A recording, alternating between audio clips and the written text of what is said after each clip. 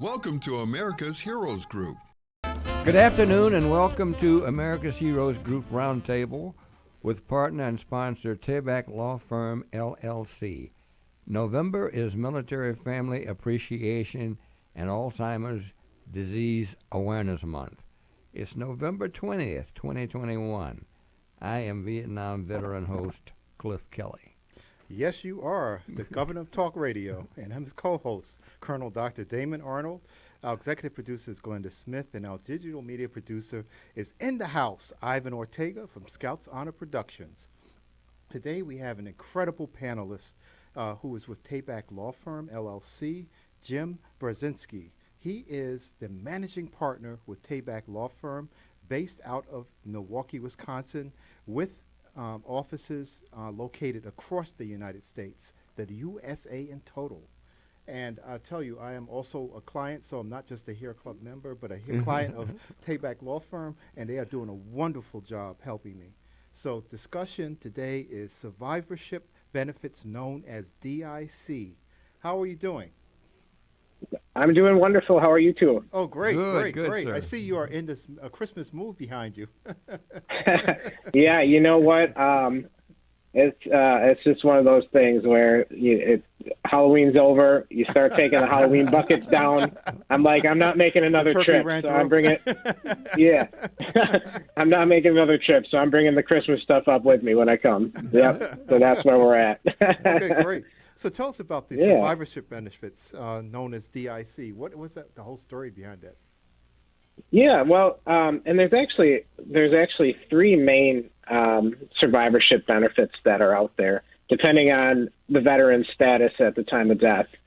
The DIC benefit, now that stands for Dependent Indemnity Compensation, and what that is a monthly benefit for a dependent, usually a surviving spouse, but it could be a child that was found to be what's called a helpless child before their 18th birthday, but somebody who's dependent on the veteran at the time of his or her death, and then you can relate the death somehow to the service, whether it be a service-connected condition that caused it, or a service-connected condition contributed, or if they actually just died in the service and their spouses are out there, trying to make ends meet afterwards. Oh, okay. It's a nice benefit. Yep. And the one thing that's really great about that benefit is it doesn't matter how much money the surviving spouse has. It's not dependent on income or assets. So if the surviving spouse has a really nice life insurance policy as well, and gets a good chunk of money, nobody's going to look at that and say, "Hey, you have too much money for this benefit." It doesn't matter. It's something that you get no matter what. That could be very, very helpful for our veterans. We just had a show. We were talking to veterans who are homeless, and many times that has to go into the financial realm, where people just can't compensate. So this can actually is something that veterans can benefit from and keep their family together, it sounds like. Yes, and I've had several vets that come to me saying, I'm doing fine. I don't really need the benefit right now, but I want to get this connected because someday when I pass, I want to make sure my spouse is taken care of. And there's some conditions that if you have them, they're almost sure to be considered contributory. As a Vietnam vet, you probably know about type 2 diabetes being related to Agent Orange.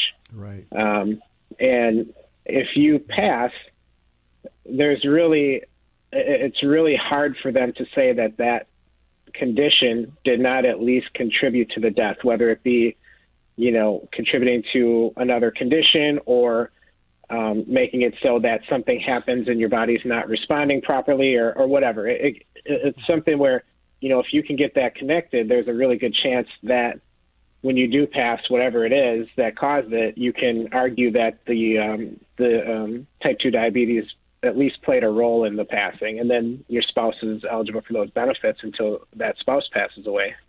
Okay, so that has to be done before you pass away, right? So there's two ways to do it. One is to get something service connected before you.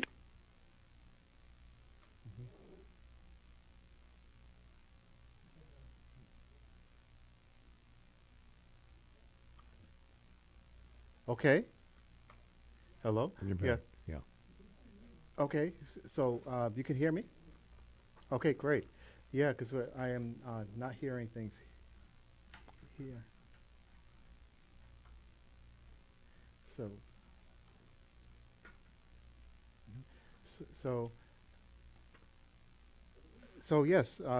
Actually, from what you were saying, the compensation is really critical. I'm sorry about that. I don't know what just happened there. Yeah, something that's dropped. Okay, now I can hear. Yep, yep. So, picking up where I left off. So there's two ways to do it. One is to get your condition connected prior to the service, prior to your death, Right. and then you've got it. However, that's not necessary. If you were to, have something come up that you think was service related, like sometimes, for example, you had a toxic exposure, and then all of a sudden, you found out you've got stage 4 pancreatic cancer, and you've got months to live, and then science comes out later that, hey, this stuff that you were exposed to in the service could likely have caused that condition. Your spouse can still file that even if you've passed. There's no statute of limitations on that. It's all just the proof of, yeah. So it's something where, because unfortunately, and again, as a Vietnam vet, it takes decades sometimes to figure out what conditions are actually related to all the stuff that they're exposing you to. It was 20, 30 years before some of these presumptives, and we're still finding new ones for Agent Orange. And that sounds really important, because even with the Operation Iraqi Freedom and Enduring Freedom, now people are exposed to burn pits. So that's going to probably be another issue for them in the future, similar to Agent Orange. Yeah.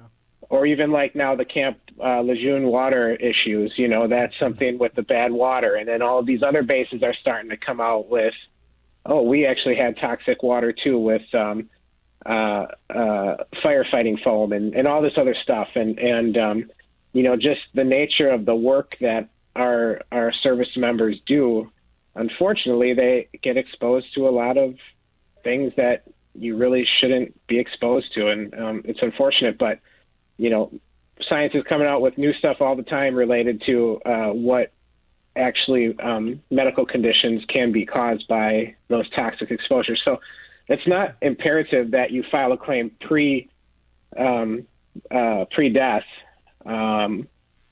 But, it is, if you can get it connected before you pass, it can be sort of like that peace of mind thing, knowing that, hey, my spouse is going to be taken care of when I go. Yes. Is there a statute of limitations on this at all? There's no statute of limitations. The issue is that the issue comes in with the back pay.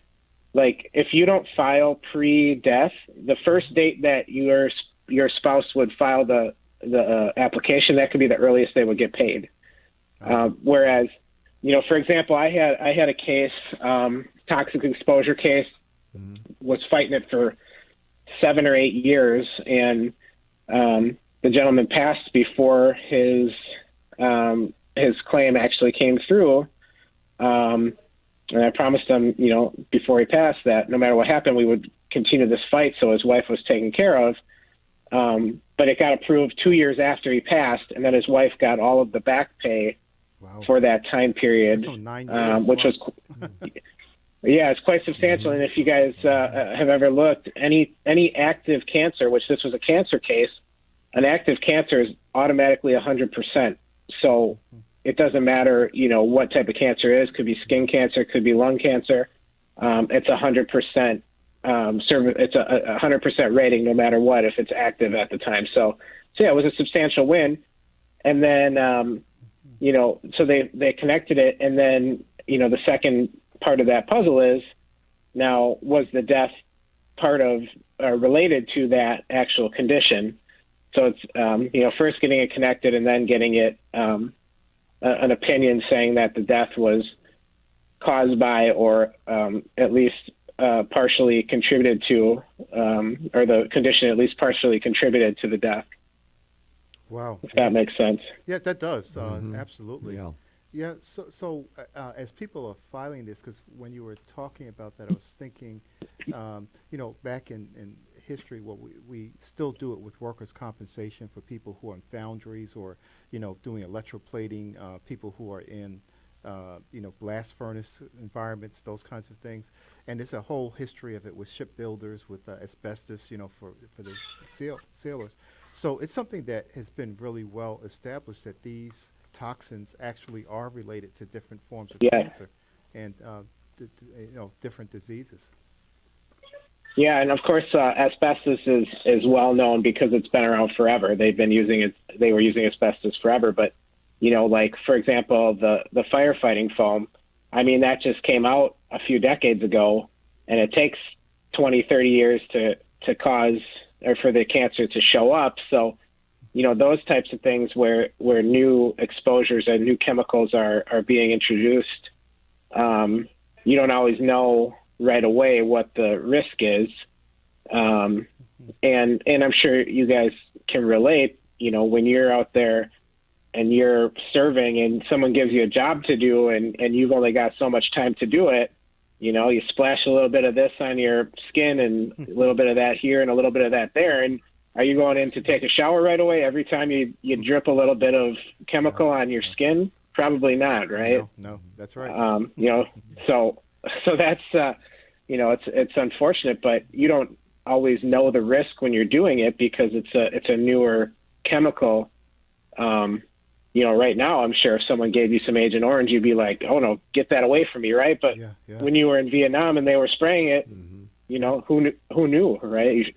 Right. That's right. Well, maybe someone knew, but we didn't know. Yeah, that's right. Yeah, the ones putting it on us knew. That's for sure. Yeah, exactly.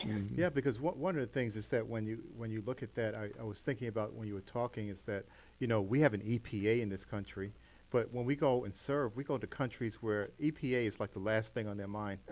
So there are all kinds of things flying in the air and people throwing stuff in. Yeah. So well, even burn pits. Could you imagine if outside your house you just took all your garbage and human waste and just burned it every day? I mean, that sounds crazy, but that's what they do. And I've the more I've been working with those types of cases, it sounds like it's not a new thing either. It sounds like that's been happening all along because you've got stuff you got to get rid of. What are you going to do with it? You don't have a lot of choices, so just throw it in the fire, and whatever happens, I guess. Yeah, and we had these things, and people were saying, well, there were no weapons of mass destruction. And I said, what do you call biological and chemical weapons? They were using those overseas. Right? We know that. That they were using their own people, Syria, Iraq. So I always wondered, when they have these burn pits, whether they were using that as a directional, because you can see where the smoke is going, and if you can direct it, and direct it with wind or whatever you're doing, fans, you can actually send it into troops. Yeah. And I always worried about that because you have 360 degrees around. Why is this smoke line coming right through our camp, our fob? Yeah.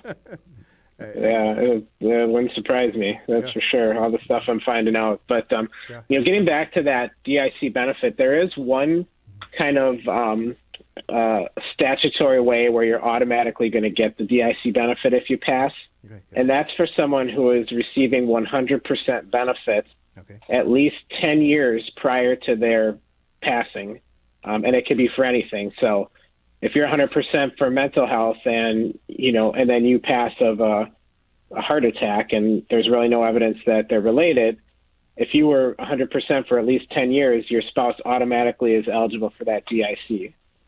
And that also applies to the TDIU benefit. So if you're getting the 100% based on being unemployable and then you pass and it's been at least 10 years of receiving that benefit, your spouse is going to be eligible for that that DIC benefit. So that's what you're telling me is if I have conditions that are service connected, it's incumbent on me to make sure that I get fully evaluated to the fullest extent that they can cover me, because if I have something that is, we have things that are always service connected. So if I get 100%, it's probably better for me to do it earlier and then also look at the DIC. Sure. Yeah. And of course, there's multiple reasons why you would want to get it as early as possible. But the one thing that I'm finding, and as I do more and more of this now, I've talked to hundreds, maybe even thousands of veterans about their cases, is that a lot of people, they don't file for the benefit, even though they may be eligible, just because they don't need it at the time. My grandpa was one of them. He never needed it. He had pension. My grandma had pension from their jobs. They had Social Security. So he said, you know what? I don't need the VA benefit. Well, that's all well and good, but it ends up hurting you in the long run because, that the 10-year thing is very real. And if you wait until you need it, which, he waited until my grandma passed to get his benefit and then passed a few years later, if it would have been the other way around and he only had 3 years of benefits under his sleeve, then grandma wouldn't have gotten the DIC benefit that she could have been eligible had he applied when he first became eligible. So it's kind of like it's almost like a planning, like a retirement planning or a estate planning thing where, I get it. It's noble. It's noble to say, there's other guys that need it more than me. But at the same time, you sometimes if you wait till you need it, you miss out because, not only is it harder because now you're further out from your service, which makes everything harder to prove. But it's even if you get it, you might be missing out on that time frame that you need. It also sounds like, because this sometimes when you're applying for benefits, it's so complex. There's so much paperwork, and if you don't speak legalese, you can be lost. So for sure, I guess you would advise people to get an attorney to help them through this, Tabak Law. Sure, Tabak Law, or if it's something where we don't do a lot of initial applications because there's so many organizations, veteran service organizations that are out there that are very, very good at helping people with their initial application. I'm talking about most counties have a veteran service officer that's accredited to help file documents. American Legion, VFW, Purple Hearts, all those big groups have VSOs to help with filing applications, and attorneys, we can help with that too. But that's something where if it's an easy case, I'm usually referring it off anyways because I'm not. If it's something where they're just going to apply and they're going to get it, number one, they don't need me. Right.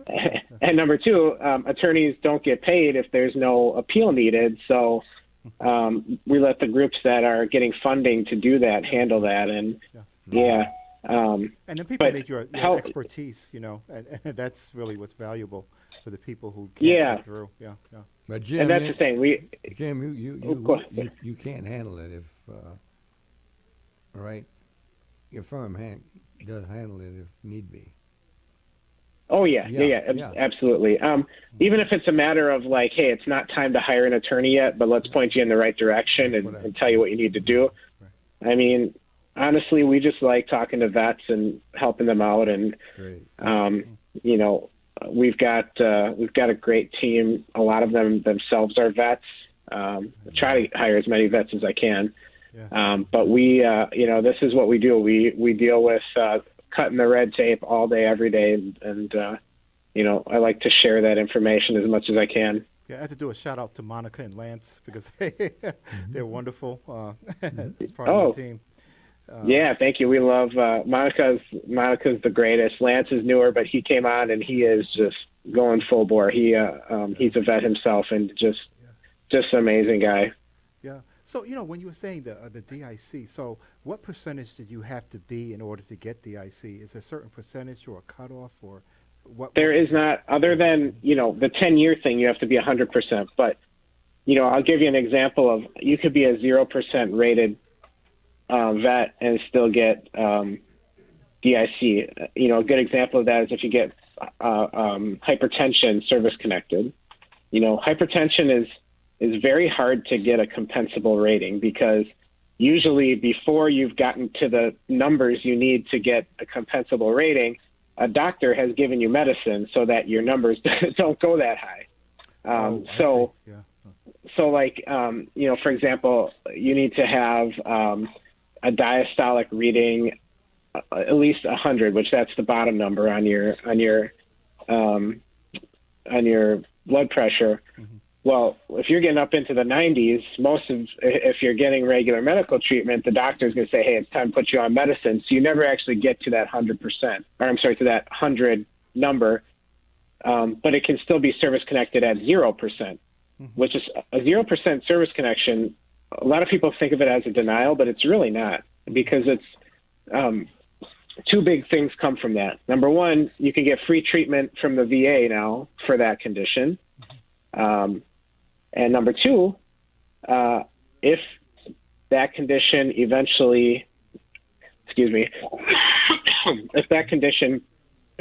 contributes to your passing, now your spouse is eligible for DIC. So let's say you got hypertension for 0 and then you have a stroke. Yes, So, sorry you're in to cut you off. Yeah, you're in trouble then. Yeah. So but we're going running out of time. So why don't you give us a place people can contact you, a website, Sure. a telephone number. Right. Yeah, so we have a kind of a bat phone to our VA department. We've got a couple other departments, but the main line to our VA department is 414-375-1735. And our website, it's www.tabakattorneys.com. Okay, TABAK. TABAK attorneys, ATTORNEYS.com. Okay, fantastic. And people can email me directly too, Jim at Tabak Attorneys. So Okay, great. Well, we want to thank our partner, sponsor, Right. Tabak Law Firm, LLC. You're worth your weight in gold, Jim. Have a happy Turkey Day before that tree lights up again. And don't let the turkey run through too fast. Get a bite.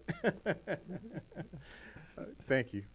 Appreciate it, sir. Okay, and we're going on break now. We'll be back shortly.